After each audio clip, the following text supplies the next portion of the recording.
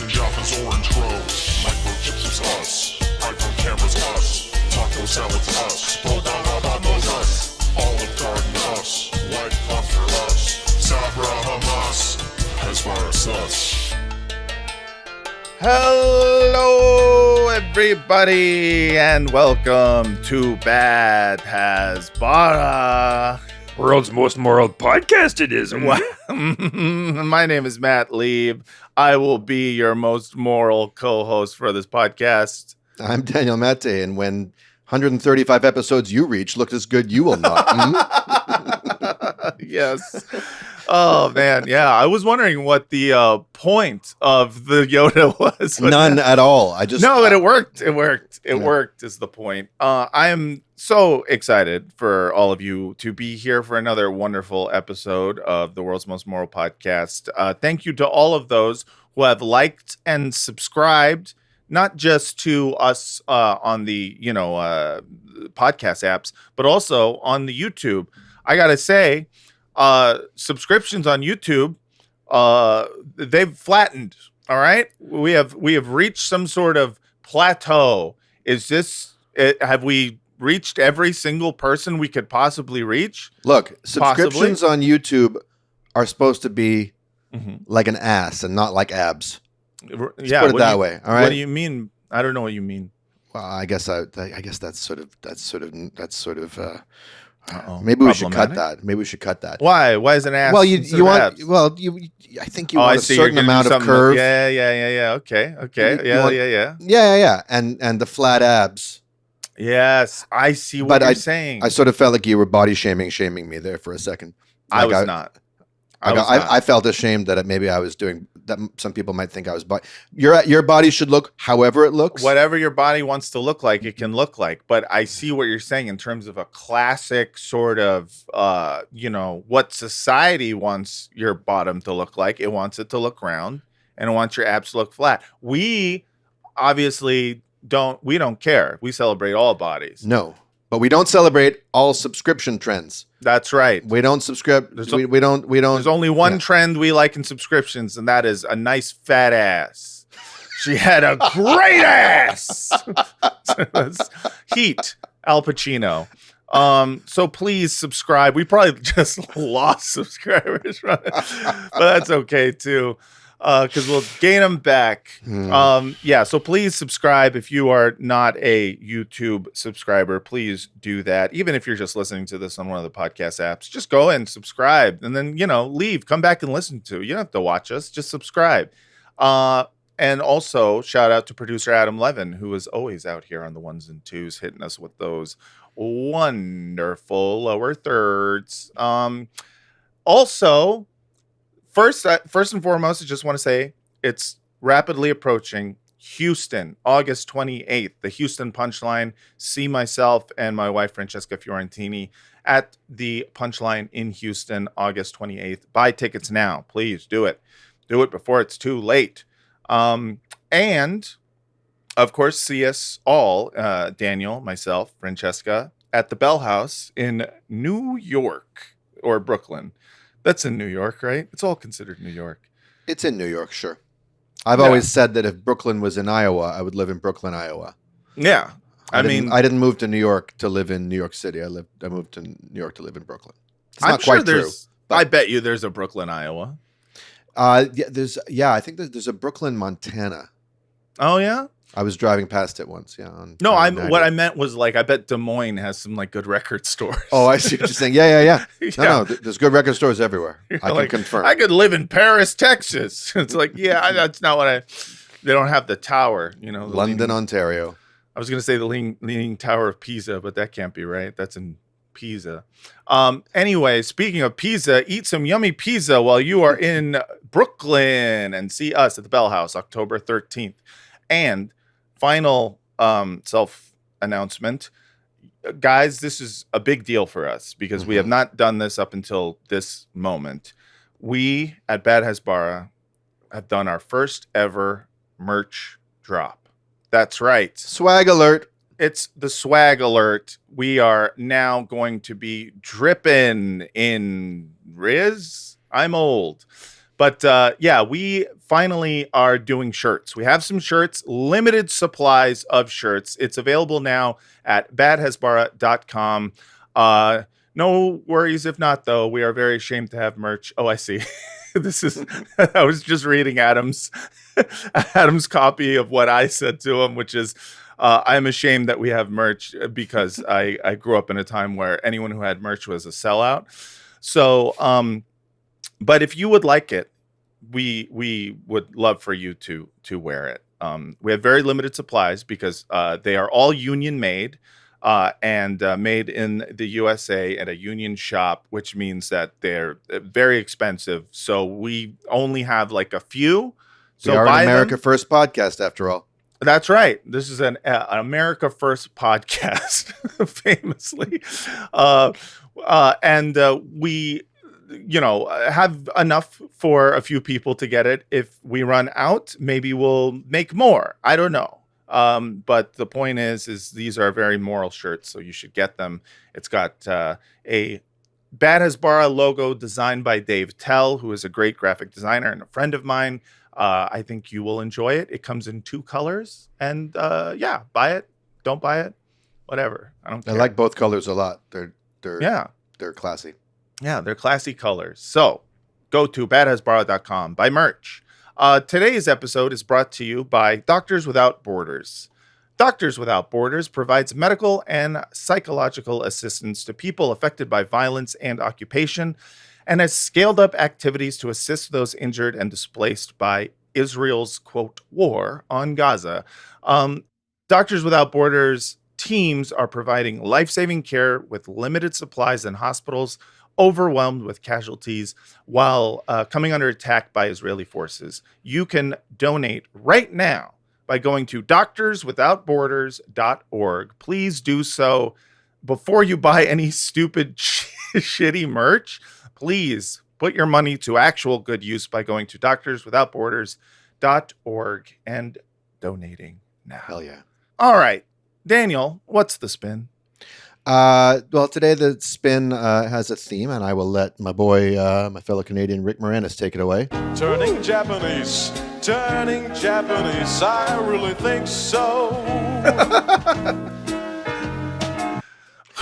Well, that was gonna get wild there.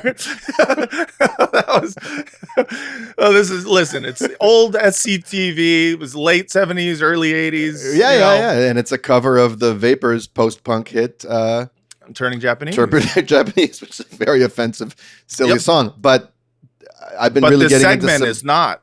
Welcome to the last episode of Bad Hasbara.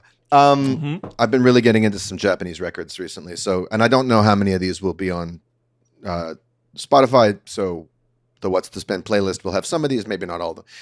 This is, what is this? Masterpieces of Koto. Koto being a stringed instrument from Japan. Played by Michio Miyagi, Mr. Miyagi. Oh, look at that. Michio Miyagi. Good name.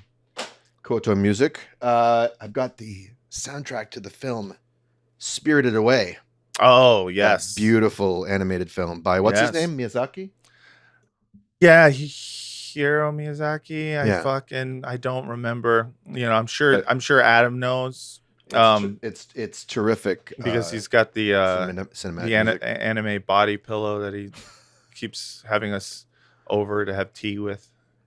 Yeah, Hiao. And then a couple of records by a guy I've recently just gotten into, but this guy is super fucking cool. First of all, just look at him. That is a cool looking guy. Yeah, this is the album Hosono House. Hosono House by Haruomi Hosono, who is like an ambient electronic music pioneer who has just some really cool shit. But this album is like his first from 1973, which kind of sounds like early solo McCartney, like just kind of cool, playing with friends and experimenting with styles. And then there's another one from 1989 called Omni Sightseeing, which is like techno ambient, super fucking cool stuff. It just blew my mind when I heard it. And a couple more. This is a compilation called Nippon Psychedelic Soul from 1970 to 1979. Really cool compilation of just, I love hearing other countries do American music. Yeah, sure. That's like one of my favorite things because they often improve on it. And then finally, I found this quite funny. There's a group called The Players, and the album is called Wonderful Guys. That's a great name. And they really are. And it's jazz fusion stuff from like 1980. Okay. So the cover is very Weezer coded. So I thought maybe it was like Weezer. Well, Weezer is very this coded. This came out a lot longer before it. But it's like, it kind of sounds like Muzak, but it's more, it's better and cooler and faster and funkier. Really good, smooth Japanese jazz fusion. So that's the spin today. That is what is spinning. You can hear some of those in the Spotify playlist if you are keeping track of that playlist. It is ever expanding and it's very good. Almost up to 200 hours. That's crazy. All right. We're going to introduce today's guest. First, I want to play a little bit from her social media. We're very excited to have this guest.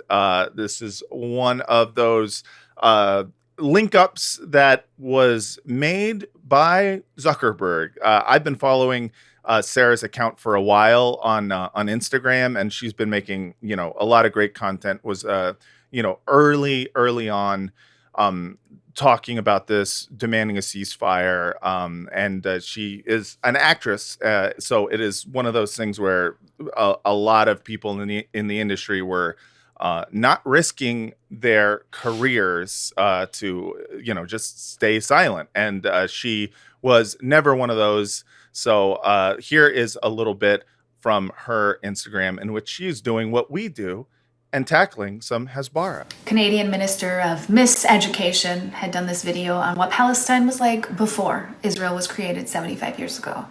That it was this crappy piece of land with just a few 100,000 people on it. They don't understand that it was a crappy piece of land with nothing on it. There were, several 100,000 people, but other than that, it didn't produce an economy. It couldn't grow things. It didn't have anything on it. But it was far from that. Let's take Gaza, for instance. It was not what it is today, this poor, isolated place, cut off from the world, controlled under siege by Israel. This was the land of the Philistines, enriched in history. It had once lived through Alexander the Great's raids, one of the most beautiful cities, which makes it a very sought-after land. It had thermal baths, roads lined with columns, temples, churches, mosques, theaters, places of entertainment. Comedy and satire were staged there, and mimes would perform there. And in Jerusalem, you have people like my family, the Alami family, who owned tons of real estate and businesses in the holy city, going to university, learning English.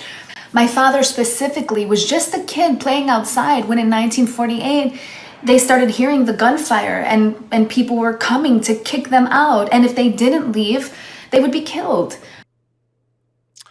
All right, ladies and gentlemen, and everyone else, welcome to the podcast. Wonderful actor, Sarah Alami. Hi. Hey. Hi, Sarah. Thank you so much for having me and introducing that clip. That I forgot about that I did that clip, so it's cool to see. That was Sylvia Robinson, who at the time was the Minister of Post-Secondary Education in my home province of British Columbia. She wasn't a federal minister, and I think she left her job after that. She got roundly good, just pilloried for that, justifiably. Yeah, I mean, I'd leave too. It's kind of embarrassing, right? Like, oops. Yeah, I mean, it is. What's wonderful about the fact that she left is that feels like something that wouldn't happen in the United States. Like, we still to this day have elected officials saying the exact same shit, which is like, it was empty land. What are they going to do? Not live on an empty land? And which is, it's so funny with her saying it because she mentions, and you mentioned and make a joke of this, where she's like, there was nothing there. Yeah, there was like a couple 100,000 people, but there was nothing there except for human beings. Yeah. Also, one thing I thought of when I was just listening to that clip again, it's like we're talking about 1948, right? Yeah. Look at everywhere in 1948, you know? Yeah. Yeah. Maybe if you had let us prosper a bit after 1948, imagine where we could have been today. It's like people talk about, 1948. What if, even America, what if, this place had been stuck in 1948? And that's what's happened to Palestinians. That's what what's happening to Gaza as well. Yes. How are they supposed to prosper and build and, maintain this modern society when everything is controlled, everything's been taken away from them? So it's so interesting when people talk about that, they didn't have anything because, you look at any other place in 1948, they didn't have much either, Right. And not only that, but it's also like, first of all, as you rightfully point out, it's like a lie that there was nothing there. That is complete bullshit. And also it completely erases the, thousands of year history of Gaza and the people within it and the culture within it. And it's just one of those like, stories that we all kind of like tell ourselves in order to make us feel better. We do the same thing in the United States when it comes to, the settling of wherever we currently live. We're just like, no, there was like basically no one there. And, if you go back to the early writings, if you go back to the first writings of the Pilgrims who like encountered, say, Cape Cod or, the Eastern Seaboard, there's like, they thought they'd reached the Garden of Eden. Like they sent letters back to Europe being like, there is plentiful corn and beans. And it is like these people were coming from a fucking place that had nothing. Do you think these people left Europe because it was so plentiful? Yeah. They were starving and oppressed and and out of room. Like the whole thing had been colonized. And they got to North America and they thought that they'd reached Valhalla, Yeah, which is so a marked difference between the Israeli settlers who, or at least I think the Israeli settlers also knew what was there. They just claimed that they were the ones who did it. Like Jaffa's orange groves being like, this is a Jewish invention, as if oranges were not being grown already. Yeah. It is crazy. I had this, it's so crazy because even when you are logical enough and you have all of this information of your own family history, like my family history is deeply embedded in Palestine. Like it's crazy because I'm going to get to that story in a second. But when you keep like hearing a story over and over again, you almost question your own self, right? Like I'm like, am I really Palestinian? And I did my DNA test and it's just like, it points straight there. Like it says Levant, it says Central Highlands of Palestine. Wow. Of course, there's like a little bit of Egyptian as well, but it was so beautiful to see like all of this area highlighted in my DNA. And I'm like, man, like, anyway, I'm like, okay, Sarah, you're not crazy. You are from this place. Like, okay, good. But with my history, like our ancestor, and it's well documented. We literally have like this paperwork, and a lot of it is documented because of what my ancestor did and what is now, it's hard for me to even say, but it's something like in old Jerusalem, there's something called like the Waqf trusts. It's basically Islamic trusts that regardless, even with the occupation, this is like protected. So what happened was, it was the 12th century, my ancestor actually helped fight the Crusaders. Wow. And it's well documented. And because of this, like my family was actually awarded much land in Jerusalem. Like when you go to the old city, and I'm kind of careful a little bit just because I am so outspoken. And some of my family members, they have gone through like really horrific things and they've kind of asked me to keep them protected. So I try to protect their identities as much as possible. But our family, they really do own a lot of land, much of the land in Jerusalem especially. And it's so cool when I would go there when I was younger, like we would walk the streets. Everyone knows who my family is. My dad would introduce me to everyone and he's like, our uncles are here and and we own this. And he's like, we own this, but we like right now it's currently being occupied, so we don't have access to it. And it's crazy because my family is like, at this point, they don't have a lot of money, really struggling to survive. which is crazy because given where the land is at, like we would be like really, really wealthy people, but we're not at all. But it is really beautiful to have that history behind us and just to know how important it was and what my ancestor did. And this is all the way in the 12th century. So it's not like I'm just, like my aunts, like people move there or whatever. Like, right. No, yeah, I know within exactly me. what you're saying. And I love I love that because we think of it as, oh, the Palestinians used to own the land, but actually indigenous people will say this is our unceded territory, and the Palestinians most certainly never ceded it. Like the ownership doesn't change just because it was stolen or occupied, and that must be part of what keeps the struggle alive, the hope alive. Is not a sense of, oh, we're gonna displace the current owners. No, we're gonna return to what we own. Actually, I don't know why this just gave me chills because I just spent an incredible weekend with my family. We all went down to Houston, out of all places you could pick to go to a family vacation, but we went to Houston. And a lot of Palestinians in Houston. It is a big There Palestinian are. community. That's where Mo was filmed.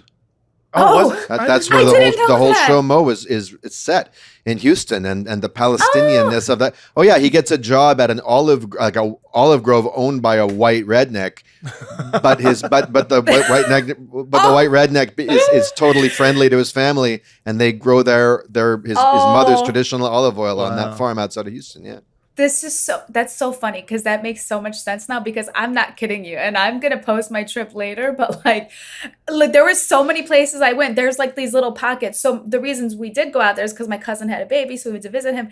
And so there were like some Palestinians here and there, but a lot of times, like I was walking and I'm like, holy shit, what is this? And it was Mega Burger. And it was this whole thing, JD Vance and Elon Musk and Trump are like this. And the whole restaurant is Mega Burger. That's what it's called. And Trump signs, and everyone's just like, they have Trump shirts on. It was the craziest thing. And I'm just like, what? And then right next door, I was going to get a psychic reading because it was like $20 for a psychic reading. So I'm like, yes, I'm going to go in there. I'm not kidding. I have pictures of it. I go to the door and it's like, the Israeli flag is everywhere around the psychic reading. That was $20. And I'm like, damn, it was like this thing within myself because I really want a reading. Like I really want to know my future. And for some reason, I'm just like, because my mom, unfortunately just passed. And I'm like, I want answers. I don't care if someone's like, I just want answers. And I'm like, am I going to give $20 to this woman? But I didn't know what was going to happen. Like, was she going to take my purse? When I was there, I don't know what was going to happen. I'm like, I'm going to get out of it.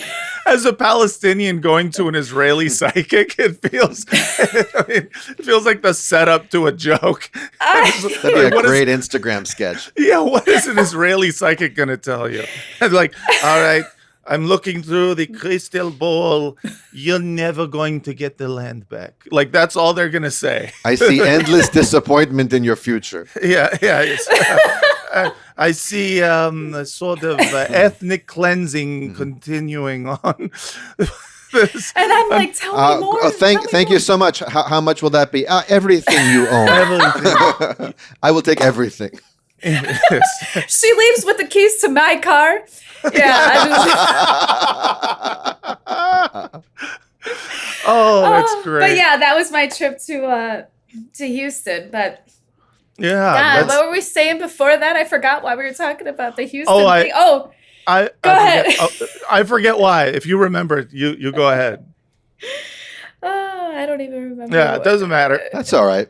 It's gonna hit me when we remember this. When we watched the recording. I'm that's what we were talking about. Yeah, it'll hit you while I'm segueing to the next thing. But I do want to ask you more about yourself. So you're an actor. And I was looking, I've been following you for a while on Instagram, and you were in Guardians of the Galaxy, which is really fucking cool. That is rad. And, I think as an actor, one of the things that I've seen repeated for the last, almost 2 years now is people who have a stake in the entertainment industry or in any way trying to make it. You've seen a lot of like really shameful silence from them, in which they are, and I speak to a lot of people privately about this. A lot of people want to talk to me about it. because they know that I'm someone who speaks about this out loud. A lot of them kind of say like, oh, I hate Israel and I hate what they're doing. It's so evil, but I just don't want to my manager told me to like stop like posting stuff on that. What has your experience been with all of this? That is so crazy. That is so crazy because it is the exact same thing. It is, and it's weird because there is a part of me that is still protecting the people who've done this to me. Yeah. And I don't know what it is. And I'm not. Same. I don't know what it is either. There's people who I still have not called out. Right. Yes. It's that crazy. I don't know what it is. It's me as a person because I do think that this will haunt those people. I think that right now, for some reason, people are scared to speak on what's happening, but I think that that's something that they're going to regret later because I think that when everything comes out, like we can see it because we've kind of been like, we've been kind of well versed in this. I mean, Daniel, I know that you grew up, learning about this. Matt, I don't know your necessarily like your entire background, but like when you grow up like really understanding the stuff, you can see the bigger picture. I think sometimes with these people it's almost like this systemic, like almost hardwired into the brain, so it's kind of hard to break that cycle. But once you see everything for what it is, like we see through all the bullshit. They don't see through all the bullshit yet. Right. We can read right through it. October 7th happened and we knew exactly what was going. We could call it at that moment. This is going to be a genocide. They've been waiting for something like this to use this against this to completely take over the rest of the land. Mm-hmm. So anyway, like I don't know. It's hard to I don't know why. I feel like I never want to set out to damage anybody else's life. I almost have like grace sometimes. I don't know. It's not in me to control other people or make like they're doing it to themselves, But yes, I do feel, and I've talked to other people, like this is definitely a real thing that's happening. I have lost a lot. I've lost a lot. But it doesn't matter. I mean, friends, like lost friends or lost work, stuff like that. I've lost work. I've lost friends. I've lost reps. The same things have happened to me where you cannot post this. Like you need to stop what you're doing right now. You cannot keep posting about this. Hey, Sarah, casting's looking at what you're posting. You're not getting these jobs. There's a lot of things happening. I have a lot of things happening to other friends. I'm also a part of Artists for Ceasefire and Entertainment Labor for Palestine with other SAG members and union members across the board who are working to like create change. And we hold this like safe space within our circle to talk about what's happening. Still in that safe space, I won't say names. I won't. Right.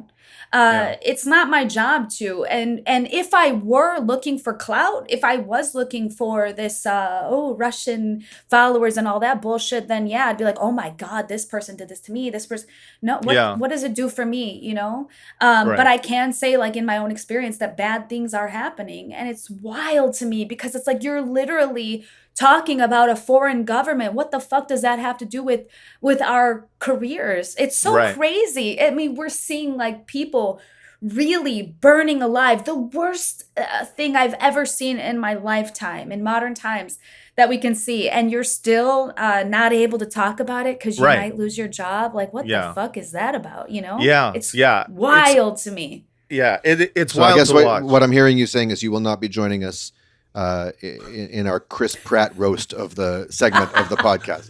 I'm just making that up. I'm just naming someone you've worked with. I actually, I will say, and I have no idea where his stance is because I worked with him for months on end, and he was a great person. Like in real life, he was a great person. He was really kind. On set, nothing like weird about him or anything like that. So, but I don't know what his stance is. Yeah, and that's some people. Sorry, go ahead. Well, no, I mean, I want to hear what you were gonna say, but that was, that's been kind of the thing. I don't know where XYZ comedian stands or XYZ actor stands. We don't know where these celebrities stand, which is something that I think at this point is more telling than it was maybe, a year ago. Right, because we know where Miss Rachel stands. Right, she's very exactly. clear. Don't kill children.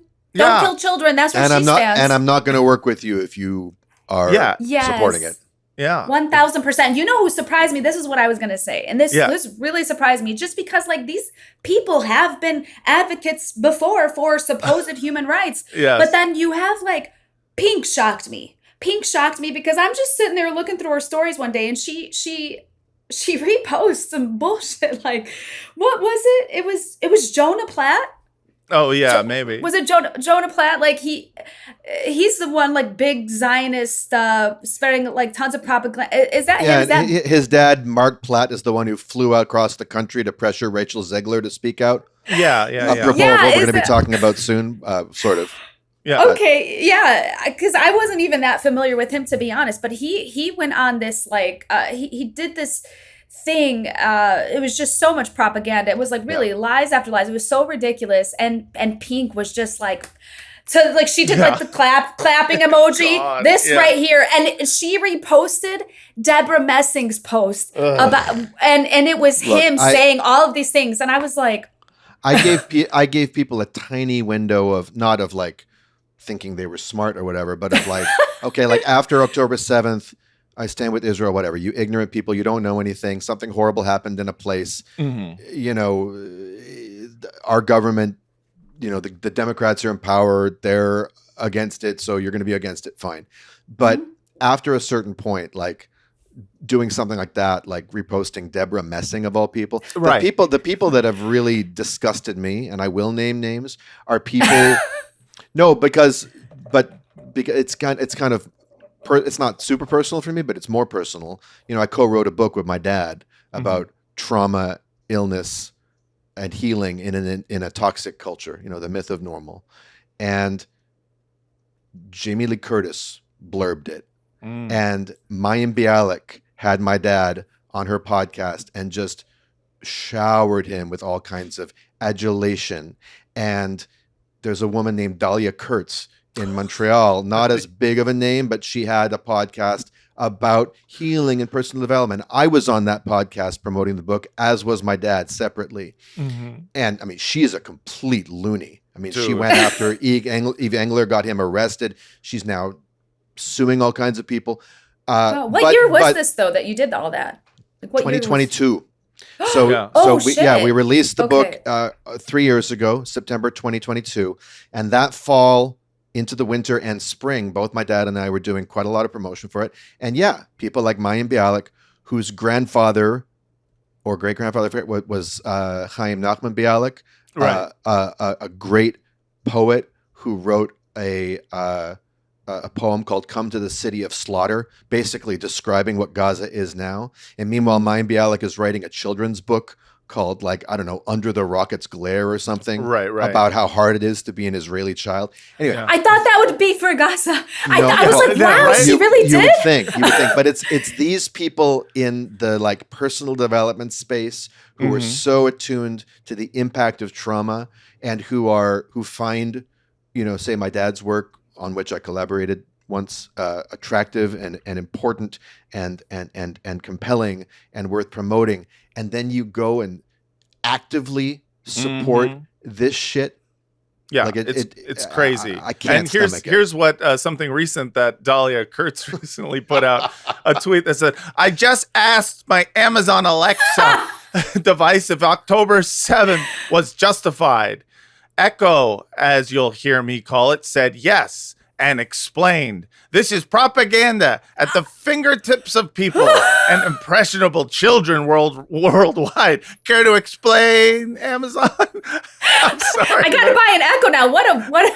That was a great advertisement, right? For what? Echo? Now I kind of want to get an Echo based Alexa and just kind of vibe with it. Number 5 is alive. Next time you do your podcast, it's going to feature just ask questions to the Echo. Yeah, she also wrote a book called Dear Zionist, which is like, I don't know, 36 pithy little like motivational chapters for like Right. Zionists going through a hard time right now. Yeah. Oh wow. Fun. That's- Yeah. Yeah. Are you there, Are you- Zionist? It's me, It must Margaret. be. Yeah. I'm planning on writing. I've like on Twitter. I've been like, "Will you take my podcast off the air, please?" And I'm gonna Yeah. email her yeah. as well because Wow. I don't want my name next to hers. I'm sure she doesn't want her name next to mine, except she can profit off the association with Yeah. my dad. Well, the My dad. interesting Yeah, thing, yeah. the interesting thing about all these like particular, people that you've named and that we've dealt with is that they all have this very inverted sense of reality, and this is, I think, what drives a lot of us crazy, especially in the industry, in the entertainment industry. This idea that if you come out as pro-Palestine, you will get consequences. Has been Yeah. borne out. It is so obvious that to dispute it would be ridiculous on its face. What's worse is to not only dispute it, but claim the opposite is true. Yeah. And that is my segue into this recent interview that Gal Gadot did with Jesus. Israeli TV, talking about how the pressure to speak out against Israel during the, I guess, Snow White press tour or something led to the movie flopping, and we have some video of that, and certainly, of course, that's why it flopped. That is why, and here it is. Were you angry? I have to say, first off, I really enjoyed filming this movie. Really enjoyed it. Especially when it wasn't with Rachel Zegler? I even enjoyed working with Rachel Zegler. We Hold laughed. on. I like how the Israeli host, and she's like sitting in this room of, I think there's like women around them, or maybe it's just Yeah, the two of yeah, them. Yeah. It's like this like circle, like the sort of Israeli like A panel almost. a panel. It's definitely a safe space. Yes. And the host is like, you especially enjoyed the scenes without Rachel Zegler, right? Yeah, exactly. Without that anti-Semite. And she's like, no, even with Hitler, I enjoyed it. Even with Ziegler. All right, here. Zegler. We laughed, talked, and had fun. I was sure this movie was going to be a huge hit. I don't know why you would think that the live-action remake of Snow White would be a huge hit. Like, at this point, none of the Disney live-action remakes have been huge hits. Maybe The Lion King did okay, but none of them are, like, critically acclaimed. I mean, there's the Aladdin one. Especially a film featuring you as the villainess. Yeah, I mean, come on. Kalel, I need you to give me the stone. No. It's my acting teacher. Yeah. I need to learn how to be as expressive as it. And enough blood to fill the Nile. I couldn't even watch it, to be honest. Yeah. I, I wouldn't watch it. I wouldn't watch it. No, I won't watch anything with her.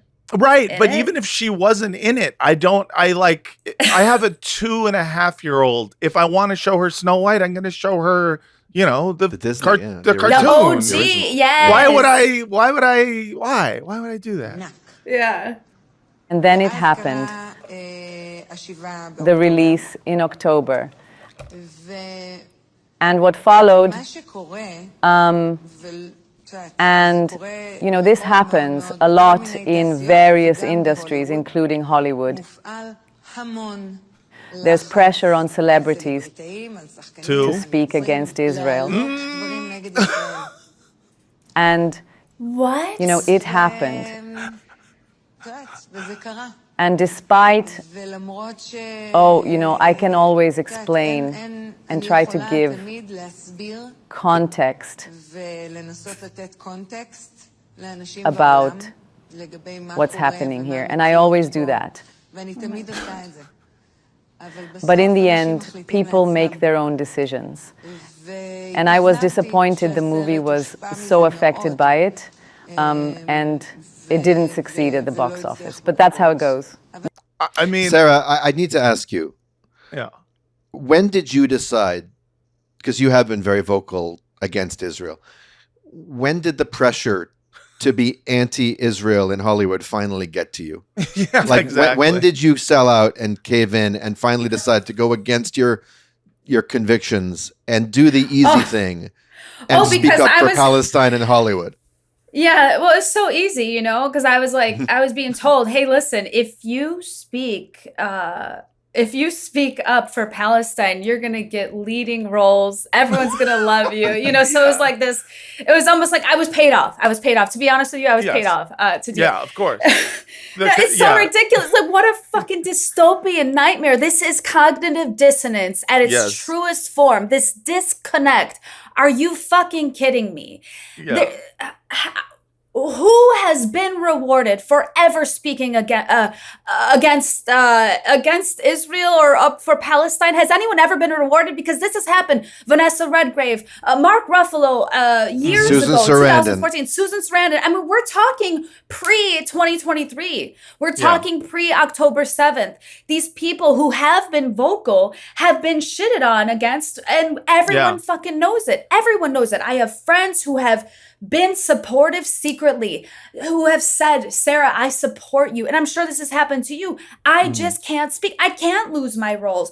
Right. I can't lose money. I'm afraid. I've heard I'm afraid so many times. Yes. So this is absolutely ridiculous. It's a complete lie. It's so stupid. Right. You guys think we're dumb? Like, really, do you, whoever's watching, do you think we're dumb? Really? Do you think we're dumb? I mean, they do. They 100% do. And I think more to the point, they think that everyone will take the word of a celebrity who, it doesn't matter if they are literally an ex-soldier of the country they are supporting, you know, quite possibly the most likely candidate to be doing lies for said country. They just think, well, if Gal is saying it, then everyone will just believe it. And it just, it's crazy to watch, you know, the actual inverse of reality being, you know, purported to be what's actually happening. Well, she is a liar, but I think it's a lie based on a truth. When she says she feels a lot of pressure, I'm sure this is the internal pressure that builds up from holding up a crumbling and unjust edifice, right? And having to project a family-friendly image to the world. And being aware that you're an emissary of a country that is deeply hated, and no amount of context. And I love that Hebrew can't find a word for that. They have to borrow from English. That would be if they invented a Hebrew word for context. The state of Israel would crumble. The entire thing would just fall. But I'm so I surprised think that it's an sense English and not Arabic word for context. Yeah, I know, right? Anyway. What is the Arabic word for context? I actually don't even know. Context. I guess I'll say context too. So Yes. But anyway, what I'm saying is that what often happens with Zionists and holders of crazy, you know, hateful supremacist ideologies is they'll take internal dynamics and they'll project them outward. You know, so there is a kind of pressure that builds up when you're living in a world clinging to something that shouldn't be clung to. Yeah, and the pressure that she's speaking about, it's so funny it's how inverse everything is in this context specifically, because we're talking about this movie, which had Rachel Ziegler in it, who not only was being like ripped apart by right-wing white supremacist psychopaths for being mixed and playing someone with white in the title, like you know, the people who are just calling her all sorts of names because she didn't have fair white skin the way they thought, you know, because they're racist psychopaths on the internet. But she also was being completely torn apart by her own production company. It literally, in fact, it was Jonah Platt's father who flew across the country to browbeat this poor young woman who stood her fucking ground. Yes, because she Mark wrote Platt's Free own son Palestine Ben on the internet. And even Mark Platt's own other son Ben came to her defense, or at least said you go. So, Yeah. And if it's any consolation, I actually did also play Snow White at the Fringe Fest, and it flopped. So listen, it's not just it's any like it's Snow White remake. Yeah, it's a shitty story. It's like Snow White is inherently weird to watch in 2025. You've got you know, little people who love to work. and it's like their whole thing is just like, Right. oh, we'll work till we die. All of it feels problematic. Okay. Right. Gal's in her trailer looking in the mirror being like, mirror, mirror on the wall, who's the unfairest of them all? Palestine. But there is something Hollywood. interesting. There is something interesting about this whole thing, right? Though, because it's not that it's a popular thing now, but there is a shift that's turned. And why Yes. is that happening? It's because more people are feeling compelled to speak out because what they have seen is so devastating. And I feel like, the more and more people who are not afraid anymore to speak out and say it's okay, it welcomes other people. So it does become a prominent talking point amongst, the kind of the masses, because, hey, you can't see these hundreds of thousands of people being starved to death and killed. And, the whole narrative is like, oh, and they keep using the same thing as the human shields bullshit. Right. But you know what? It's like the more and more people who come out and speak against this, and then they're being called Hamas supporters. I mean, the fact that Miss Rachel, when she's being called by these people against anti-Semitism groups, when Right. she's being called a Hamas member, if Miss Rachel will go, wait a minute, if you're calling me Hamas for speaking out against the killing of innocent children, then there's something wrong here. And then they can clearly see that the people that they've been calling, that and anti-Semitic and all this, then they're like, wow, actually, all of you guys, it just completely takes their whole lives away from them. Like we Yes. And that's the pressure that Gal Gadot and everyone else should be feeling. They should be feeling that rising tide of public opprobrium, public contempt for this kind of bullshit, because as you're pointing to, Sarah, at this point, and you and I would probably agree that this happened a long time ago by rights, but at least in the public sphere, every single possible justification for what Israel is doing, and increasingly for Israel's existence in its current form, but certainly for its actions, has been completely and thoroughly spent. We're at the point where most people, you tell them the most horrific, made-up ghost story about the details of October 7th, and even if those things were true, they would say it's not justified. Right. Right. Like the justifications aren't working on their own terms anymore. Right. You can literally see, I mean, you see, what is it? World Food Kitchen, right? Was Yeah, that the yeah, name yeah, of yeah, it? yeah. You can- World Central Kitchen. Central Kitchen. Yeah, Yeah. you can see them completely just blown into pieces. Everything is kind of is well documented. You see Hind Raja, well documented. Yeah. The journalist being killed, well documented. There's so many things that we're actually seeing. Like, we're seeing it. It's not like we're just hearing propaganda, right? Because they always say, oh, this is Hamas propaganda. We're literally seeing it. It's live streamed. We can tell the difference, at least right now, for this point. Because I think in the near future, we won't be able to tell the difference of AI. Sometimes it's so incredible, it is hard. But we can still tell the difference and fact check everything. And that's one thing that I think is so important. Because of course, amongst everything, there is going to be some, shit that rises sometimes. And then you're like, okay, well, I'm not going to repost that. Make sure that whatever you do repost is actually factual, right? Sure. But we're seeing it and they're still denying it. Like, you have all the facts right in front of you and they can still say, nope, it's not, that's Hamas. That's And it's the everything's same Hamas. excuses over and over again. And so at this point, you can talk about, October 7th till the cows come home. Right. When you see a starving child in Gaza, Or until the dwarves come home. or until the dwarves come home from work because they like to work. Right. Whistling. When you see a starving child who was born after October 7th being, starved at the hands of the Israeli government, it is all of the excuses ring hollow. It's like, I mean, at this point, even, Netanyahu is, he tried to pivot to a new talking point about why all the buildings have been blown up. Once these aerial photos started coming out, seeing Gaza completely flattened, he started saying, He started blaming the boobies. Yeah, he started saying, well, every building in Gaza is booby trapped by Oh Hamas. my God, this is so stupid. It's Yes, and that's So why it's like, they're all so, no, blown up. but then his explanation is like, we go in, we set up we detonate extremely powerful devices. Yes. Our devices set off their booby traps, Right. and the buildings collapse. Yes. Like, Oh, Exactly. that makes sense. Okay. Even in I'm his glad that he's made sense justification. of this. Totally. He's still the one who blows it up.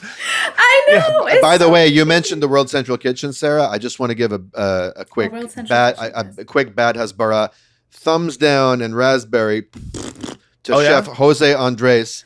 Oh, no. What happened? The head who posed with Isaac Herzog, the president of Israel, this week. Ugh. You know, he like they slaughter your fucking people. How and you're- disrespectful to their families, to the families that volunteered, gave their life. How disrespectful! Yeah. I don't Crazy. understand it. Yeah, that's awful. I haven't even. Or at least Herzog posted a picture of the two of them together this week. Wow. I can't confirm it was a fresh photo, but either way, like Either way- to allow yourself to be used as a propaganda prop for that government after what they've done to your organization says a lot. Unbelievable! It's really crazy. it's sickening. I do have to say something, and it's back Please. to Gal. I'm sorry. Do It's it. just the reason I have beef with this person. Mm-hmm. Gal, I always thought it was Gal Gadot, but you're saying it's Gal Gadot? Gadot, I think it's Gadot. Gadot. Gadot. Okay. Yeah. So I have had beef with her since 2014 because I will never forget.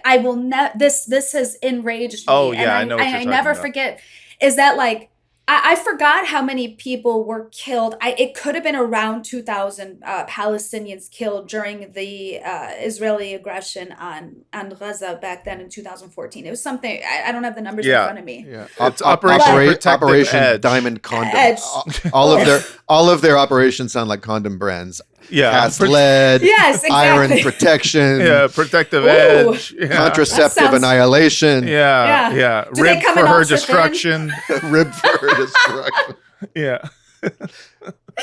But it was like, what was happening at that time was that there was just it was more than 1,000 people. Yeah, killed. Might have been more than- 2,300 civilians There you go. killed. Yeah, and 10,000. So 2,300 killed, and it was the same thing again and again. It was the bombing of schools, the bombing of shelters, the cutting off electricity, the food, all of these things that are being repeated, but just on a much larger scale. Because what's Yes. been happening is just like almost doses of it until it became boom, we're going to do the whole thing, right? So what happened at that time was, and I'm not kidding you, because I think maybe Wonder Woman might have been coming out at that time, but I'm just sitting here like, how can I help my people? How can I be a voice of reason?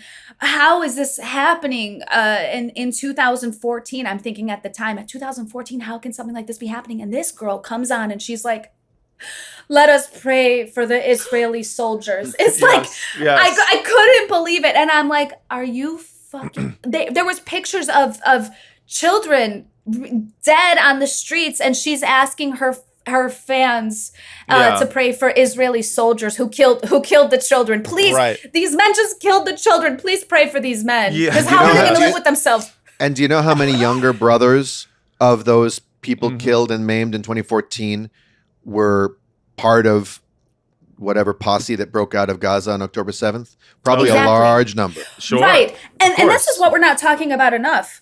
People who want to bring up October 7th, I have a question for them. I really do. Why did October 7th happen? Why don't we talk about Hannibal Directive as well? And why don't we talk about the reason and the fact that Hamas exists in the first place? How can you talk about October 7th being, as devastating as it was and all of this, and they want to put all of the blame on October 7th?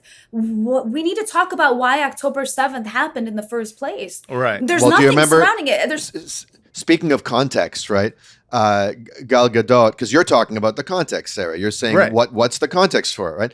Well, Gal Gadot says what context means to Israelis is explaining why it's hasbarifying why Israel does what they do. But I remember early after October 7th, one of the early sort of media altercations was some Israeli government spokesperson talking to a British newscaster who was asking him exactly the questions you're asking. What were the conditions before October 7th? How did Hamas come to power? What were the grievances here? Blah, blah, blah, blah, blah. And I think maybe it was Elon Levy actually who said, I mean, I would strongly caution Yes. you. I would Yeah. strongly caution you, and he spoke to him by name, not to try to contextualize October 7th. And it was a threat. Yeah, absolutely. Yeah. It was So a you're- threat. It's Do it's not so add unbelievable context. to me. That's such a crazy statement to me. How can we not talk about it? Right. If you want to talk, then we could say like don't contextualize or whatever this this large word is. Yeah. Then we yeah, can yeah. talk about that when it comes to Palestine too, right? Right. Yeah. Right. But I mean, it's just they're allergic to context because context is what's gotten them into this PR mess to begin with. I mean, for them, they have been actively fighting this PR problem by saying, can you guys please just stop trying to look into the why of the whole October 7th thing, and please just, focus on the fact that history started on October 7th and just believe us for every lie that we put out. They are that phone Yeah. call in the detective movie where the detective gets a call Yeah. from like an unnamed caller with a voice scrambler or whatever, be like, you need to call off this investigation. Yeah, You've right, been poking exactly. your nose in where you don't belong. Yeah, exactly. Throwing a rock through a window and it just says stop, But yeah, for them, context is and will always be the enemy, because once you start looking into the context of their particular situation, you can't help but see it for what it is, which is like, oh, you guys are brutal occupiers who are doing apartheid, who are doing genocide, who do ethnic cleansing, and who are unashamed of it because you believe you have the right to do it, because you believe at the end of the day you are a more worthy, civilized people, and you believe that Arabs are inherently not as human. And Right. you're not gonna stop until you're stopped. Yes. yes. Yeah. I remember early on asking, because I actually didn't understand the term Zionism, and I was confused, and because I do have so many Jewish friends, and so I didn't understand, because even growing up, like as a Palestinian, my family was never like, we were never taught to like hate Jewish people or anything like that. Like, Oh, you ever. missed out. You really missed out. Yeah. It's But a lot I of remember fun. earlier on asking, because what I was confused about, because society keeps telling us that like this is Jewish beliefs. Like basically Right. they say if you speak against Israel and what they do, like you hate Jewish people and all Yeah. this. That's But one of the knew- most anti-Semitic statements you can make, actually. it Yeah, really is. It really is. So what happens is I am conflicted, and I am talking about actually early on October 2023, and which is surprising because I feel like I'm well versed in the history of Palestine, but as far as Jewish studies and all of that, I'm not well versed. It's not, I don't know much about it, and I try to dive deep, but I was confused, and I remember asking my friend Alex, who is Jewish, and I was like, I don't understand. I feel like I am a friend to like Jewish people, Sure. and I refuse to think that Jewish people are evil. I refuse to Right. think that this Israel thing and these beliefs of Israel that every Jewish person agrees with that. So I didn't understand the difference of what a Zionist was, but I knew that there was a difference. I just didn't know how to explain it. So then Right. I was like, what is the difference? Like, how do I separate this thing where I know that Jewish people are great people, and I know that this thing doesn't apply to all of these Jewish people, but how do I separate that? And that's when I started learning the term of Zionism and what that is. And I completely separated. And Yeah. even, and I have to do this thing where I remind myself when I do see the Star of David that it doesn't mean that they're a Zionist. And Right. and it's, that thing. And I have to like make sure that I don't judge, because so many Zionists, they've put their own beliefs on these Jewish people. Yeah. Well, look, I think there's a lot of nobility in you doing that, and it's shitty that you have to do all that Yes, emotional, it's the work that intellectual you're- labor.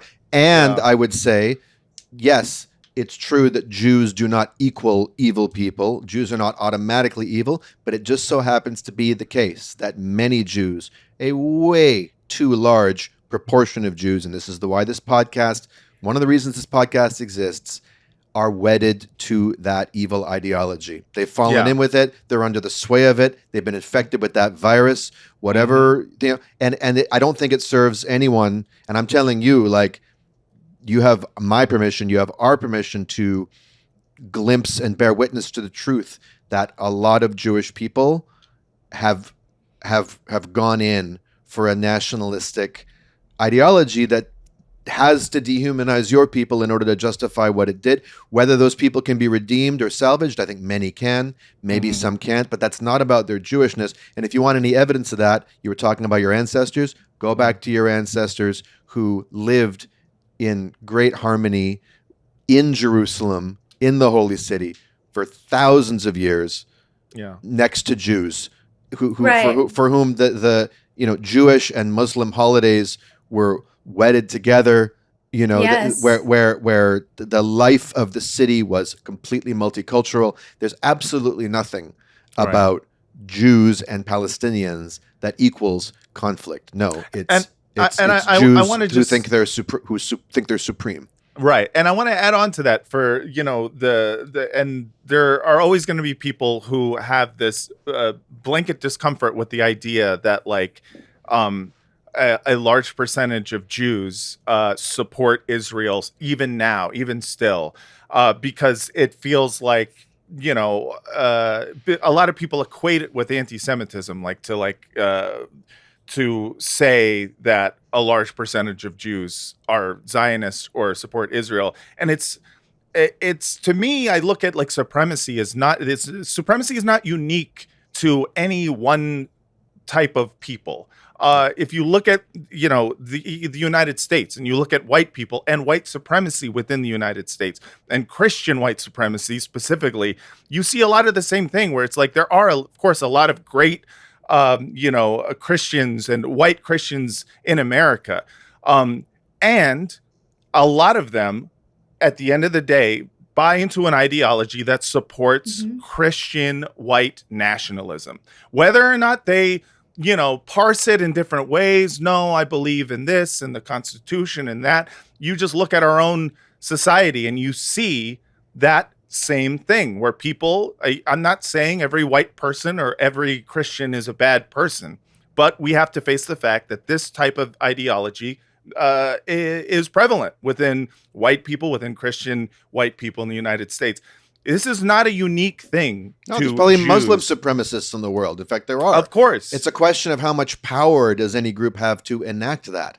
Right. And it's also a question of confronting it without people, straw manning the issue and turning it into something that it's not. It's about being honest with yourself about, I'm sorry, but Jewish people are not immune to being nationalist fascists. And we have seen that. And it's at some point being evil, doing evil, and supporting evil. Exactly. And we have this exceptionalism that we kind of continue to proliferate in terms of the way we speak about it, in terms of the media we see on it, in which we kind of want to cater to the exceptionalism because we because we feel uncomfortable with the idea of admitting that people are people. And at the end of the day, if you have this exceptionalism for anybody, it is racism. You're actually just doing anti-Semitism when you say, oh, but how can the Jews who have suffered this and that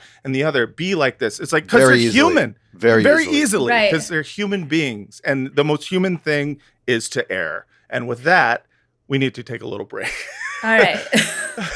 So I'm sure our sponsors will very much appreciate that intro into commercials, whatever they may be.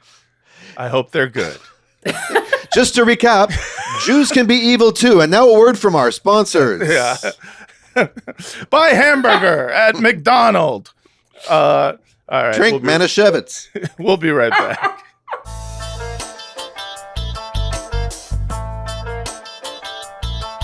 And we're back. It's Badass Barrow, world's most moral podcast, here with Sarah Alami. How you doing?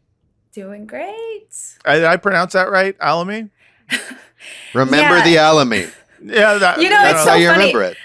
That's why my handle is Salami, because it's like Sarah Alami, and then people would just put that together. That's why I just call myself Salami. Which is stupid, but it's because I don't know how to say my last name, because it's like it's Arabic. It's like El Alami, and my dad does this whole like anyway, I'm just like, call me whatever the fuck you want.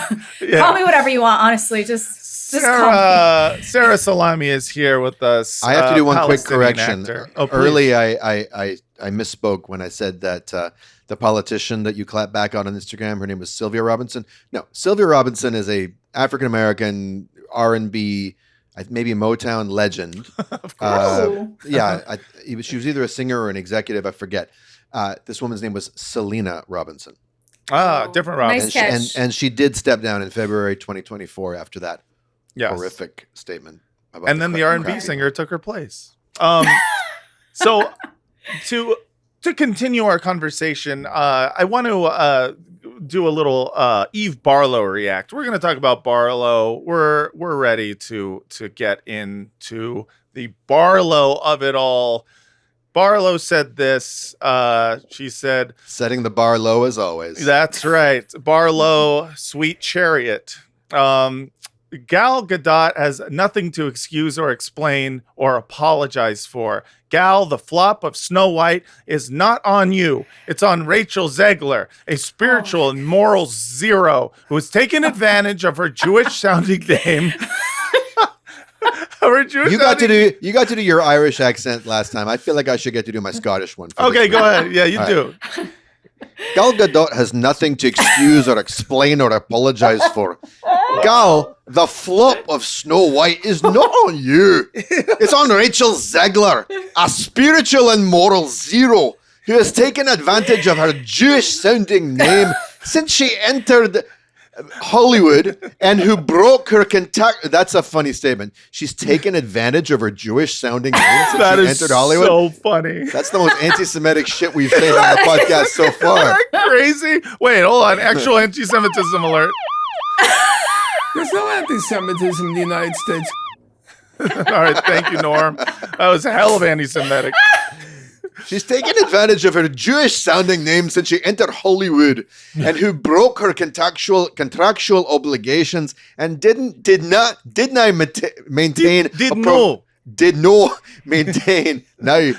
maintain a professional line when she actively smeared you in the midst of the film's promotion because she wanted the world to know that she sided with terrorists and not the Jewish people. You're good, and we Jews have your back. Don't you ever forget it. Hashtag never forget. If it's not Zionist, it's crap.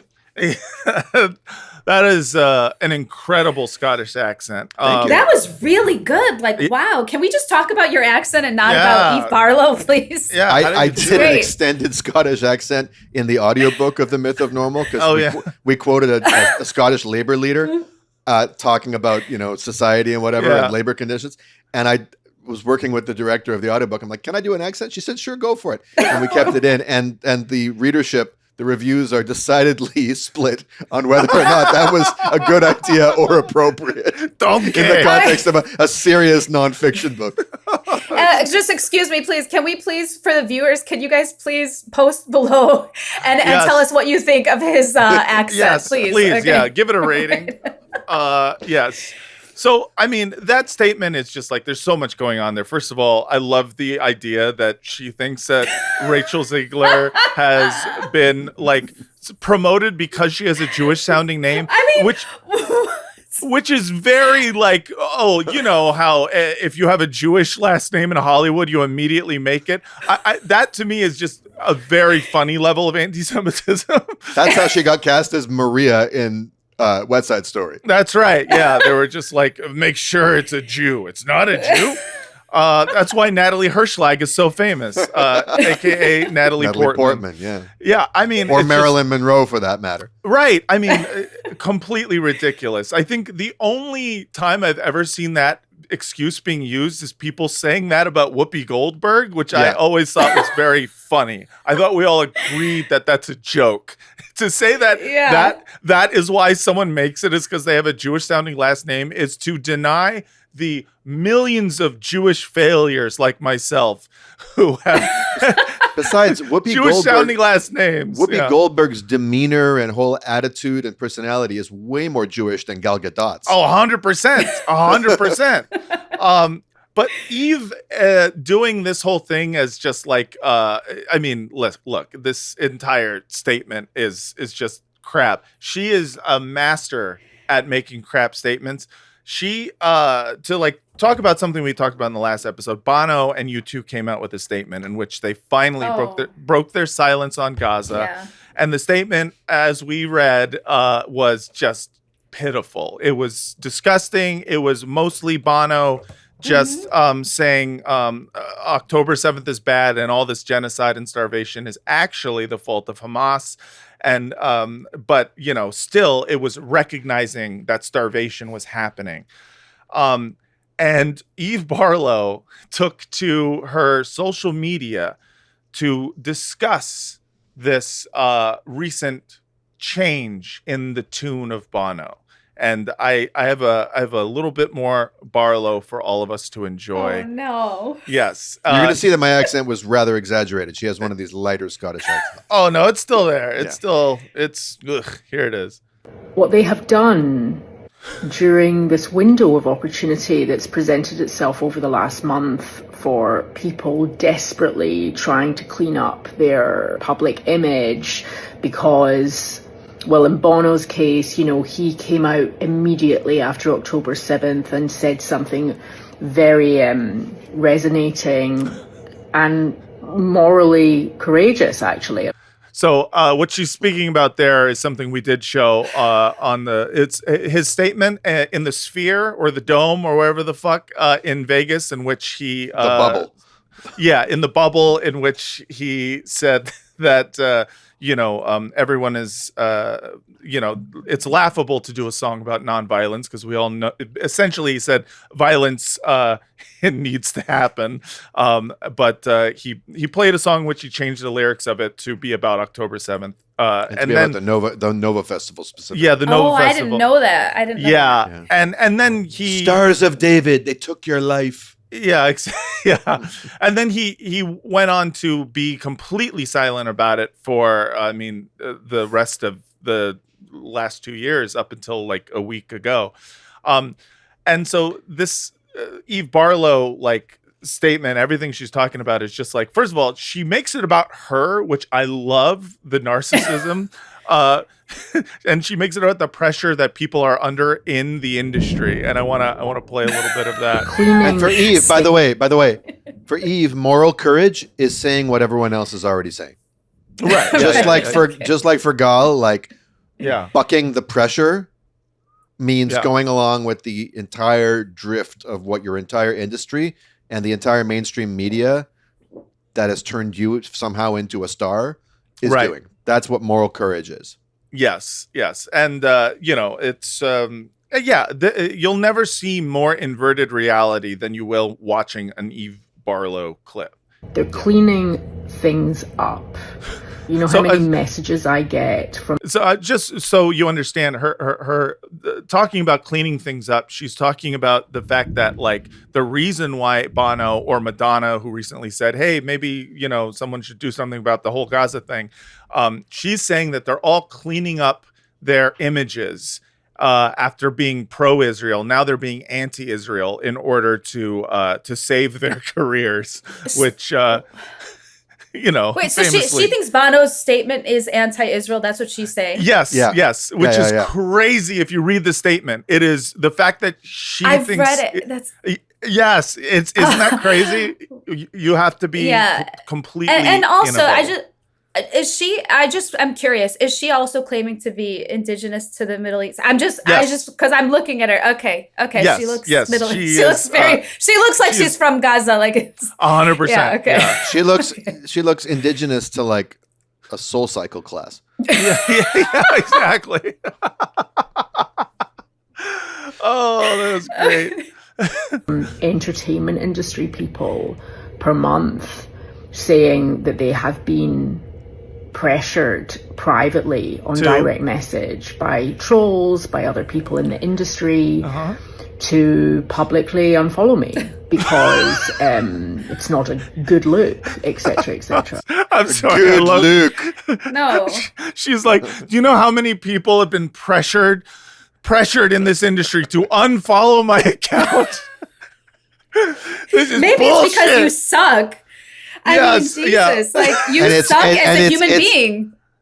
It's a travesty to see Bono succumbing to the pressure to not even mention me in his lengthy statement. Yeah. There was no statement of support for Eve Barlow and the whole thing. Yes.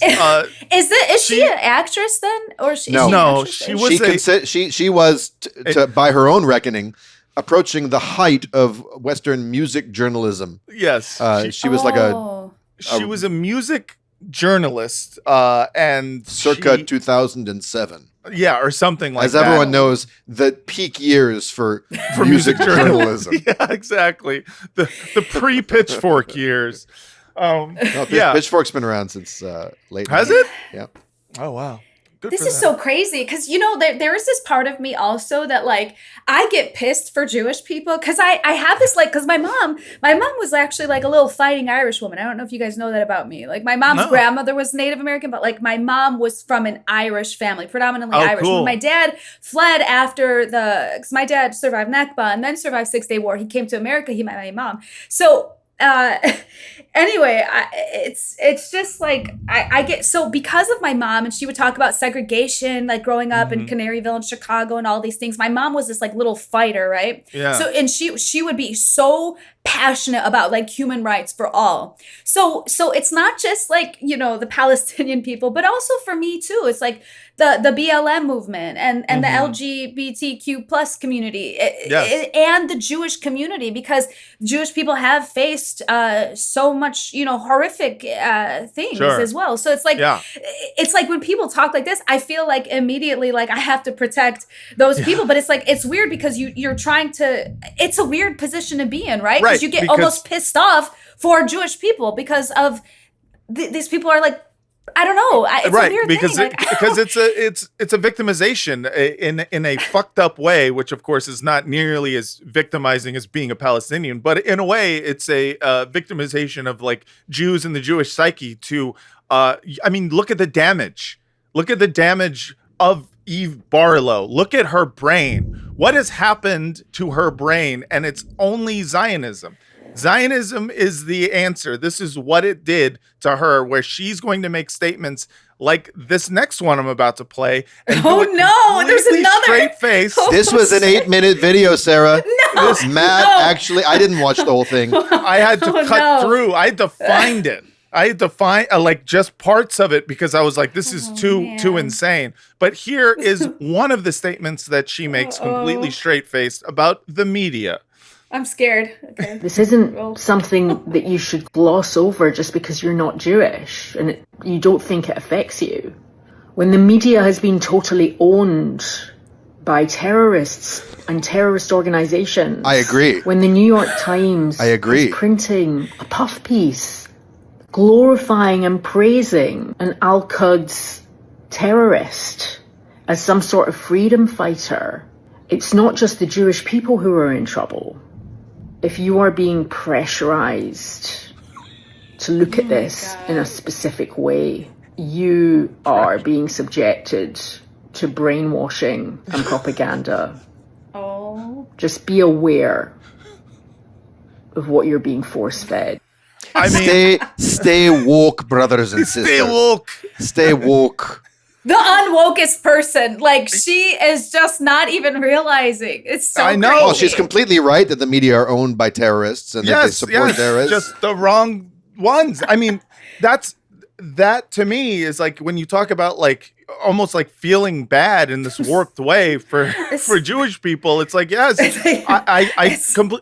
I feel you. You look at everything she just said, and she's like essentially just doing old school anti-Semitic tropes about owning the media, which she's done multiple. She did it in the Gal Gadot tweet, where she was just like, the fucking talking about having a Jewish last name gets you ahead in Hollywood. In this case, she's talking about how like, oh, well, we all know that, Jews are, we all know that terrorists own the media. I mean, she's part of this like school of conspiracy theory in the Zionist, lane, in which they believe that Qatar is, secretly controlling the strings of news media. And she's sitting there telling other people that they're brainwashed. You got to Sarah, feel I a see little that- bit of so often. sympathy for this. I see the empathy on your face. I see the human kindness, the compassion for these poor people, and I'm hoping that you will use your privilege as a Palestinian in Hollywood, which is an industry that is controlled by your people, to set up some mental health foundations for brain broken Everyone Zionists knows. like Eve.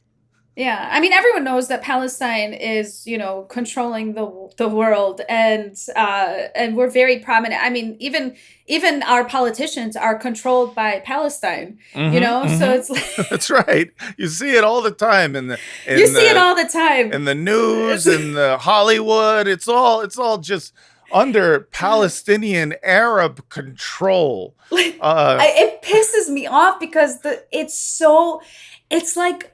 it's like you're almost dealing with like it makes no sense at all. No in the real sense. world, in reality. In the yes. real world. Yeah. But it's like you're hearing from these people who seem to be of sound mind, Right. where they're, like they can actually have a conversation. They're not in a mental institute. Right, they're not they're like naked going and about smearing doo-doo on the walls. right. They're not naked and afraid. Yeah, They're just like exactly. speaking.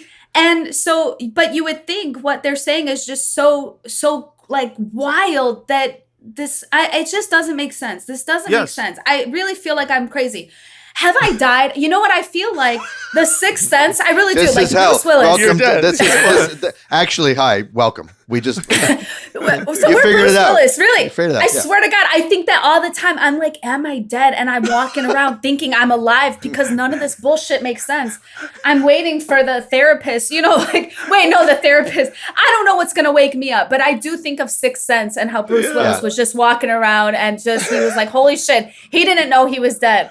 So I'm waiting for I see Zionist people. I love watching enough Hasbara where your reaction is just, am I dead? because apparently this can't be real. everything I know is the opposite of the truth according to Eve Barlow. Maybe I am not alive and am dead because it's so stupid. Like I literally what more do you need to see? Like we're really seeing the worst of the worst. Like I don't think when I've seen people real beheaded people, I'm not talking about fake beheaded. Like I'm talking about real beheaded people burning alive, targeting children, shot 355 times him as she waits for the ambulance to come and save her. But then the ambulance, which they know the coordinates, so they know exactly that this ambulance is for Hind. They know there's no Hamas or whatever in there, and then they still kill him. So we have so many things to look at. We have so much, and then still, it's just it's driving me crazy that people will still say something else. Like what in the world? I don't understand. Yeah, it makes no sense. It is just being completely it's being delusional in a way that it's hard to make sense of without completely dismissing the person as just being actually ill. And I don't think they're actually ill. I think they are actually brainwashed, and it is crazy watching. Well, look, is there more Eve, Matt? There's not more Eve. Okay, well, then I just want to say this. It's easy for the two of you guys to say that. That's all true. right, in your little safe bubbles. That's right. We're in the bubble of LA and Florida. Yes. Here in New York, there are reminders of how unsafe Jewish people are everywhere. Mm-hmm. Now, do either of you know what a bodega is? I know this. Yeah. I know Sarah, bodega. Are you familiar with bodegas? Yeah. So for those listening who have never visited New York, a bodega is like a corner store plus. They have everything, and they're on not every corner, but wherever you are in New York City, there is a bodega, many of which are open for 24 hours a day within 3 blocks of you. I'm not exaggerating.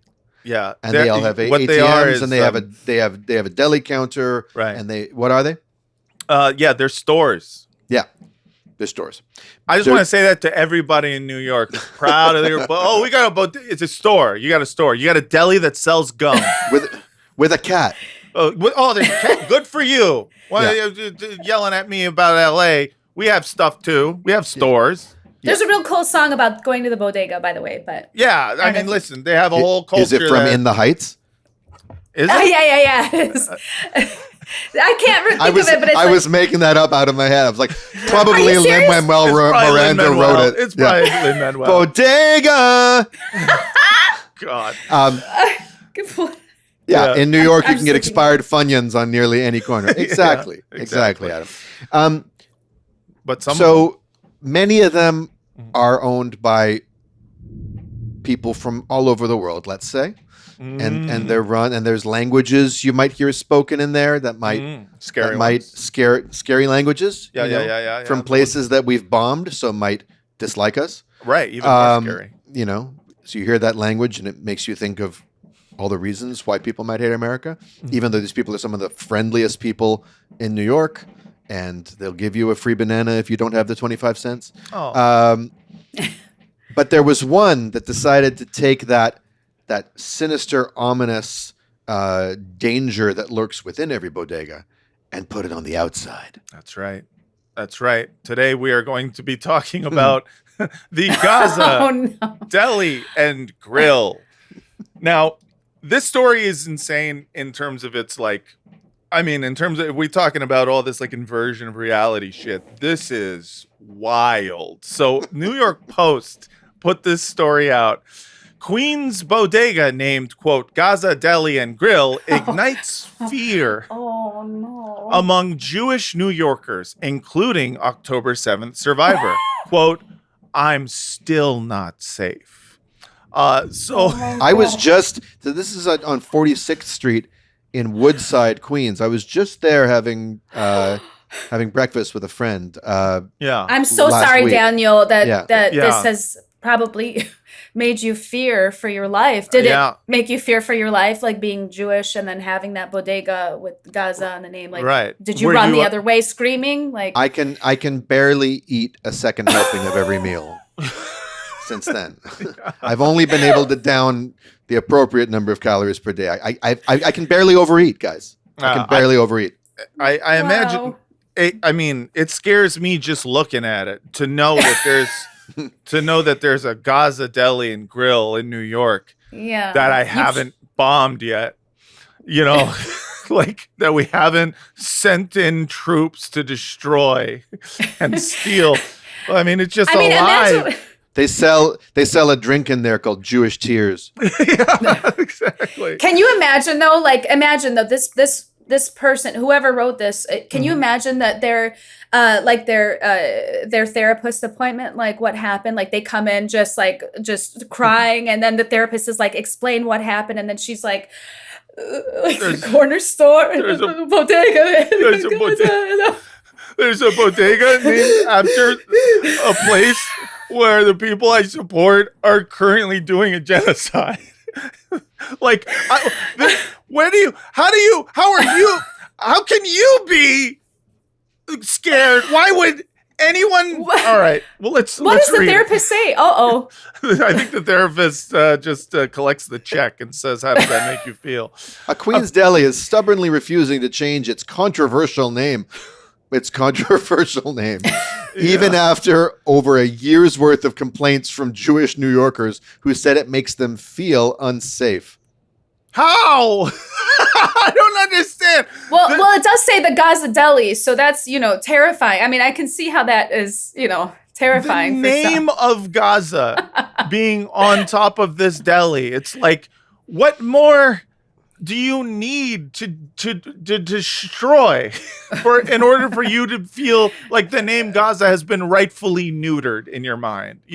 Quite honestly, I'm a human being who's Jewish, and I have feelings as a human being. That's true. And as a Jewish person, I have, mental neuroses attached to those feelings, probably connected to centuries of trauma. Sure. But I have one of the nice things about all of this is it might be curing me of my self-absorption, because I've never been less interested in the feelings of any Jew than I am in an era when Jewish New Yorkers are trying to get a fucking small business shut down because the name of it, which is a geographic location that the Jewish state is trying to pulverize, makes them feel unsafe. Yeah, crazy. Jewish New Yorkers are terrified by a building identified with Gaza that's still standing. 100%, Adam. 100%. To continue, you can go ahead. The Gaza Deli and Grill on 48th Street in Woodside features painted slogans including "Save Gaza" and "Free Al-Aqsa," a phrase used as a call from Israel's removal from Jerusalem. I don't know. Maybe it's just a call to free Al-Aqsa. Unoccupy the second most holy site in Islam. Right. As well as images of a keffiyeh-clad woman and watermelon. A watermelon? Oh, no. Can you imagine? The most terrorist of all melons. Oh, God. Like, imagine seeing a woman wearing a keffiyeh, eating a watermelon, sitting on a picnic blanket. Seeing these messages on a neighborhood deli feels like a punch to the gut. It's not just a mural, it's a message. And to someone like me, it's a reminder that even here, in the place I came to for peace, I'm still not safe. Natalie Sanandaji told the Post. Okay, Natalie. Good Jewish name. I mean, listen, who knows? Jews are all over. They're all over the place. And I'm sorry that you came to the United States to feel safe from the people who are currently being genocided. I mean, it's crazy how they're making this seem like a horror thing. Like if someone was to wear this as a costume on Halloween, like a keffiyeh with eating watermelon, and they're like, ah! Straight up, though, it's like, like I believe that some people are serious when they say they're afraid, but I also believe that a good percentage of people who say they're afraid are doing cultural appropriation of actual marginalized people's fears. Oh yeah. Where they do the calculation of like, okay, so for me, keffiyeh equals rebel Confederate flag. For me, watermelon equals gun. Like they need to appropriate the feelings of other people in order for the math to make them afraid. And many of these people were the same ones who were ridiculing the snowflake liberals for their their love of safe spaces and trigger warnings or whatever. Yeah, whatever you want to say about it, I think there may be valid criticisms. But the absolute hypocrisy of especially people like Barry Weiss, these free speech anti-woke warriors who are the biggest wokesters, the biggest snowflakes in the country right now. Right. And they're not doing it to try and protect an actually oppressed group. They're doing it to try to prop up a genocidal regime across the world. To try to continue oppression. And they're appropriate. That's why they're the soy right, you know? They're right wing, but they're soy about it. That's right. But I will say also that media plays a huge role in this. And the reason I say that is because if you look at the movies over history, even, I don't know if you've ever noticed, the beginning of Wayne's World, they have like keffiyehs in Wayne's World. And they just have all these rifles and they're just like killing everybody. But they have put these like keffiyehs, you know, with these Arab, and they're just calling them terrorists. So it is almost like this, it is a systemic kind of hatred that's deep rooted in 100%. deep ever since I've been alive, and I'm turning 50 this year, I remember very vividly seeing Back to the Future in theaters when it came out in November, the Libyans. 1985, you know? They found me. I don't know how, but they found me. Who? The Libyans! And these fucking, you know, I don't know if they're keffiyehs or, you know, Arab headdress, you know, wearing just generic central casting Arabs pop their heads out of this van and they're shooting a rocket launcher, you know? Yes. And that's my introduction to what Middle Eastern people are. Yeah. Right. Yeah. It is 100%, you know, as you say, a systemic issue in the West, in the United States specifically, in New York, that we are going to automatically, fear and despise anything Arab. It's just another level entirely when the rest of your personality or purported beliefs are these like liberal woo-woo things, or the other way around, where you are completely right-wing, anti-woke, free speech, and then this one you're like, this actually makes me afraid, and I'm scared. Do you know how long the New York Post has dined out on people feeling unsafe? That's all all the they New York do. That's all they do. That's all they do. Sanandaji, 30, who was at the Nova Music Festival on October 7th, 2023, when Hamas slaughtered 1,200 Israelis. No, they didn't. Not at the Nova Music Festival. They didn't slaughter 1,200. Yeah, that's right. Yeah. That's just not true. Mm-hmm. Spotted the deli while heading to Brooklyn earlier this week.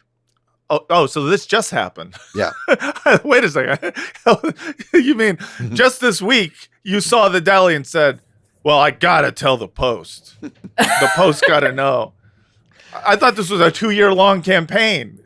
I came back to New York hoping for safety and stability. Instead, I feel alienated in a city I once called home, said Sanandaji. I'm surrounded by people who glorify and call October 7th a resistance, like it's a good thing. People who would celebrate the fact that I almost died.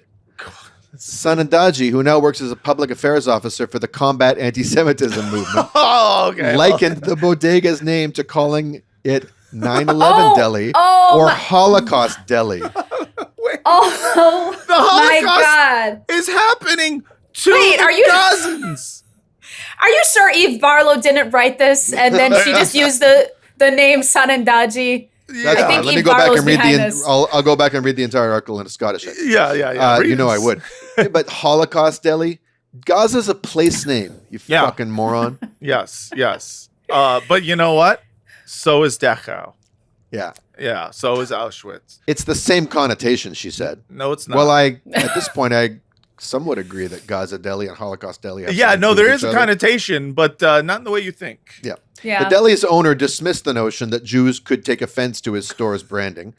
Oh, that's a great sentence.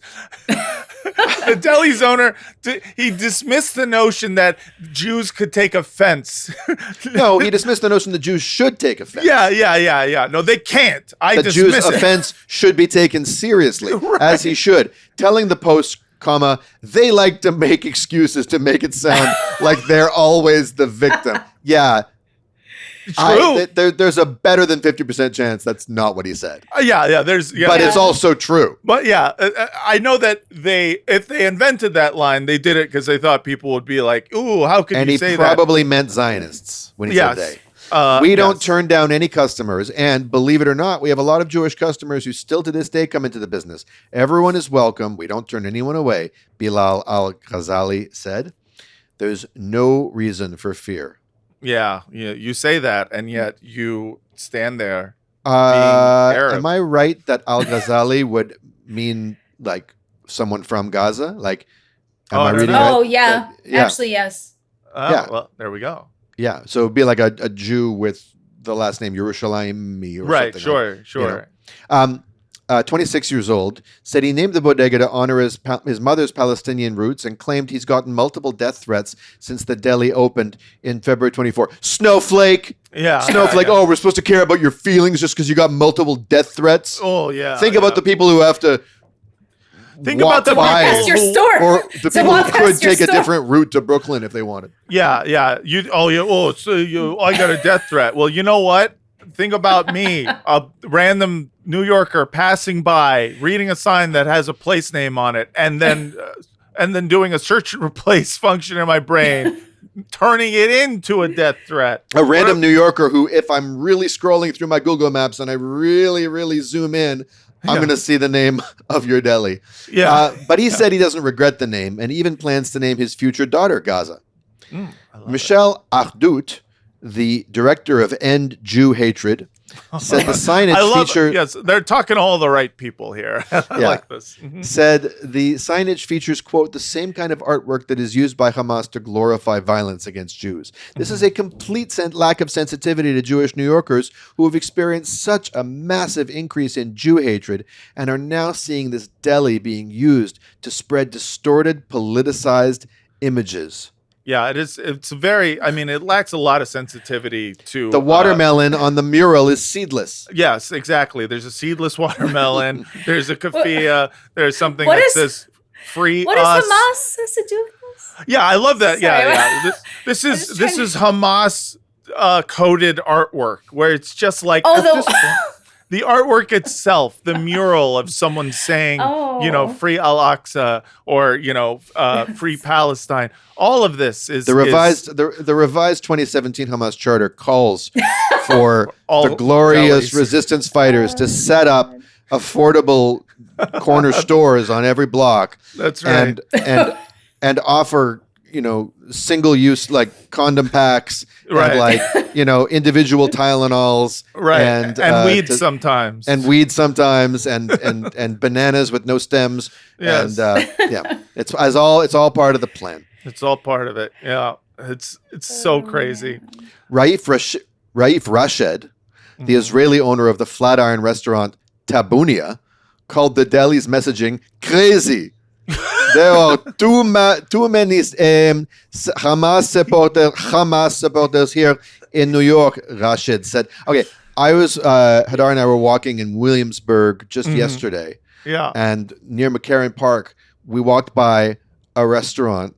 It's called and it actually says above it like a love letter to Tel Aviv. Like that's its subtitle. And is written in like modified like Hebrew letters refigured to be English letters. Okay, yeah, I've seen To me, that's crazy branding. Like that's right. Like that's Yeah. like the Gaza Deli is not subtitled an homage to the glorious fallen martyrs of Right. the Islamic Right. Jihad. But even if it was, even it's if it New York. was, They're it's- allowed to have an Israeli restaurant, Yes. and this guy's Right. allowed to have a Gaza Deli.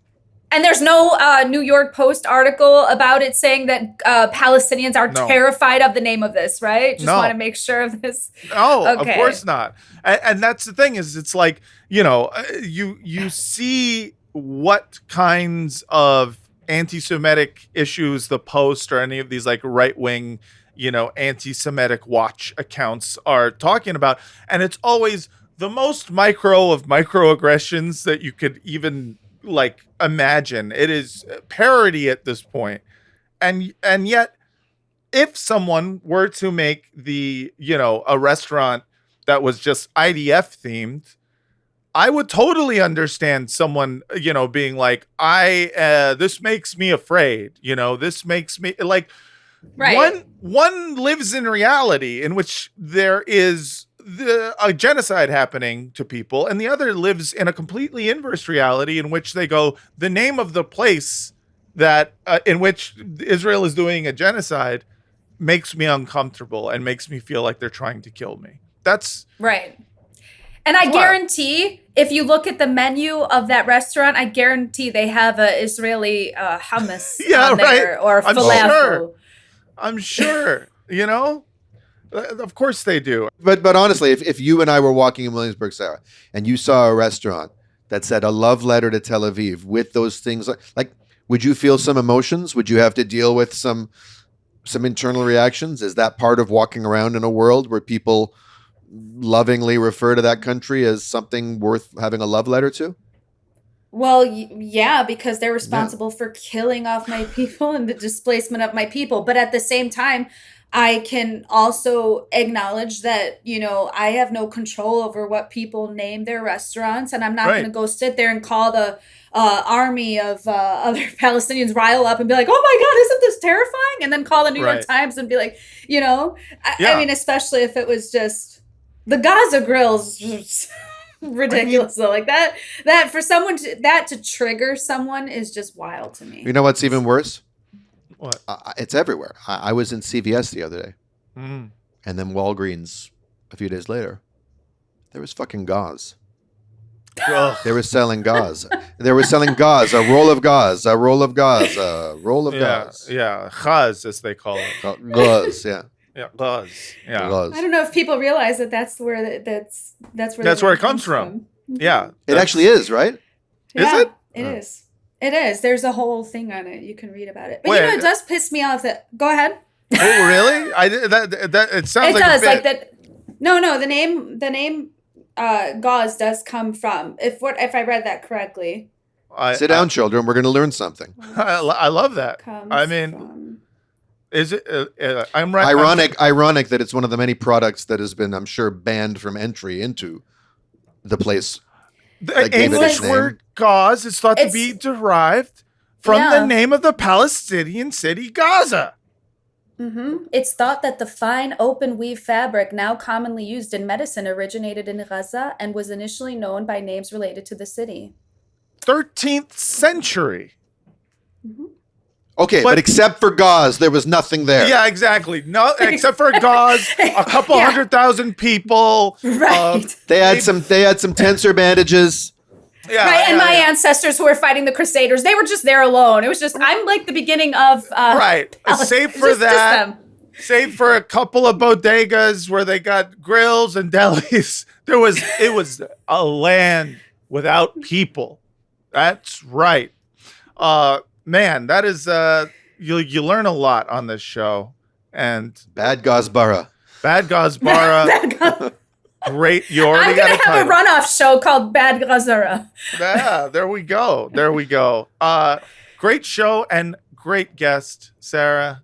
It was awesome talking to you. It was really, truly a pleasure. Where can people find your work online? Where can people follow you? Go to my Instagram, Salami Sarah. It's pretty it. I'm pretty basic. Well, we will put a link right next to Pepperoni Patty and Gabagool Gabi and Gabagool. Hamburger Harry. So yeah, I do have a real-time Palestine account too, which just features like more of like real horrific stories coming out of Gaza. And sometimes I feel like I have to protect my family who are actually from Palestine because it does trigger them and it is very hard for them to see. So I kind of keep that account separate. But yeah, my main account is Salami Sarah. And check out Artists for Ceasefire too. And just before you go, Sarah, any message to any sort of fence-sitting celebrities out there who might be considering, and you think I'm going to say speaking out for Palestine, but more specifically coming on the Bad Hasbara podcast, you want to leave us a Yelp review quickly right here while you're in there? What's the experience like? Do you recommend it to people? Yeah, or would you say stay away? How many stars is the guest experience? I give it a 10 out of 10. I think you guys are amazing. I love talking with you today. And honestly, to other to celebrities out there, anyone with a platform, anyone at all, really. The reason I say with the platform to speak on it is because you've been given this incredible opportunity to reach people in a much larger way. And why wouldn't you use that to do something good? I honestly think that people are like, it's not going to make a difference. I promise you, it is going to make a difference. It's going to open the world for others to feel more comfortable to speak on this. And you really could save lives. Like you really could save lives. So open up your heart and like Spike Lee said, do the right thing. That's it. Yeah. Do the right thing. And actually guard the galaxy. You know what I'm saying? Guard the galaxy. Yes, 100%. And on that note, Sarah, it was great talking to you. Thank you for coming. It was awesome talking with you guys. Thank you so much for having me. And it was awesome having all you out there listening and watching. Patreon.com/badhasbara, badhasbara@gmail.com for all your questions, comments, and concerns. All right, everyone. Thanks again so much for listening. And until next time, from the river to the sea. Forget the Alamo. Remember the Alami. Hey. I agree. Jumping jacks was us. Push-ups was us. Krav Maga us. All karate us. Taking Molly us. Michael Jackson us. Yamaha keyboards us. Jar Jar Binks on us. Andor was us. Heath Ledger Joker us. Endless Breadsticks us.